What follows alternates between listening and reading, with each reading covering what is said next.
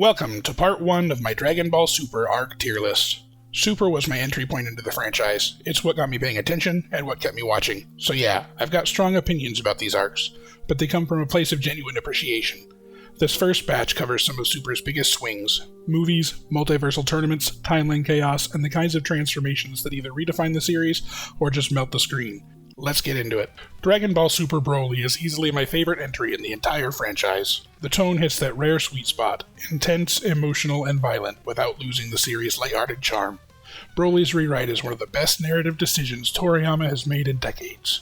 He's no longer a screeching NPC with one line of dialogue. He's layered, weaponized by a bitter exile, and fully grounded in canon. They even pulled elements from Minus, which, contrary to popular opinion, I do not dislike. The animation is absurd in the best way. You can spot Shintani's influence all over the character designs, and the camera work during the final phase of the fight practically melts the screen.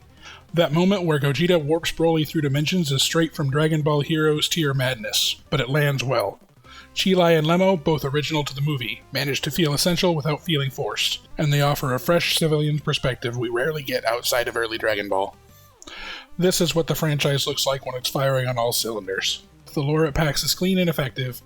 I give it a 9.3 out of 10, easily. It's the gold standard for Dragon Ball as far as I'm concerned. Number 2. Battle of Gods. Battle of Gods is what pulled me into Dragon Ball, and not in a casual way.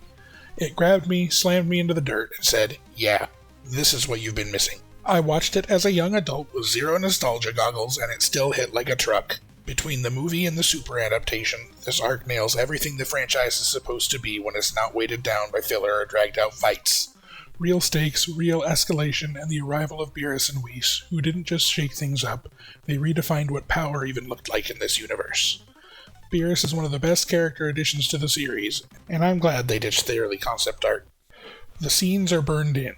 Goku getting slapped around on King Kai's planet, the Z-Fighters getting folded like laundry, Vegeta when Bulma got slapped. My power! That was raw.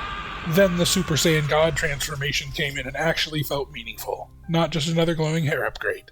Even the jokes landed. Shenron straight up panicking in the presence of Beerus, Beerus casually threatening Earth, and then passing out mid-flex. And honestly, this arc didn't just revive Dragon Ball, it gave it an enormous second wind that made the series feel relevant on a whole new level. Solid 9.2 out of 10. Number 3. The Future Trunks Saga. The Future Trunks saga pulled me in fast and didn't let go. Seeing Future Trunks again already had me locked in, but pairing that nostalgia with a dark, unraveling mystery around Goku Black was exactly the type of high-stakes storytelling Dragon Ball hadn't touched in a long time. Bulma's death, Trunks' desperation, and the looming danger of someone wearing Goku's face like a mask, it all carried real weight.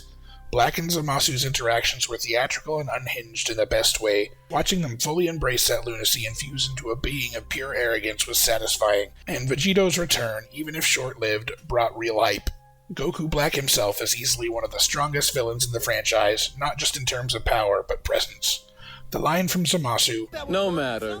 I'm so intoxicated by myself, I don't care if I have an audience," might be one of the most absurdly on-brand things a Dragon Ball villain has ever said, and it was hilarious.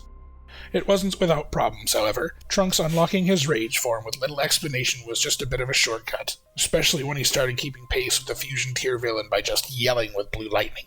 Goku and Vegeta going back to the future 3 separate times, with Goku forgetting the important stuff twice, stretched the logic thinner than it needed to be. This arc also gave us one of Dragon Ball's greatest and most culturally relevant memes. I personally preferred the manga's ending with the Zamasu swarm over the anime's weird fusion with the universe moment. And Trunks slicing Zamasu in half still doesn't make sense no matter how you spin it. With all of its flaws, this arc swung hard and brought ideas to the table that few other arcs dared to. 8.5 out of 10. Flawed, but unforgettable. And that wraps part 1. These arcs weren't just what kept me watching, they're what made me care. Super didn't ease into anything. It hit with gods, alternate timelines, universe-ending battles, and somehow made it all work more often than not.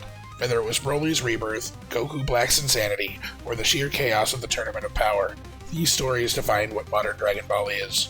Part 2 and 3 will dive into the rest, some underrated, some overhyped, and a few that probably never should have existed. See you there.